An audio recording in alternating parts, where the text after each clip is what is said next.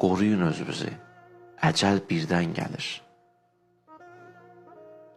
Bir şəxs var idi, mən ondan ünsiyyətim var idi, ibadət eləmirdi. Amma yaxşı xüsusiyyətləri var idi. O cavan idi və mən ondan danışdıq, görüş günü təyin elədik. Və fikrim bu idi ki, o görüş günündə ona ibadətdən, namazdan danışaram. Amma təəssüf, görüş günündə dünyasını dəyişdi. Mən ondan, onun məclisində görüşdüm, belə görüşdüm yəni. O məclisinə getdim. Qənimət günün. Sabah nə bilirsən var, yaxşı yoxdur. O qədər sabahlar deyənlər oldu ki, o sabahları yaşamadı.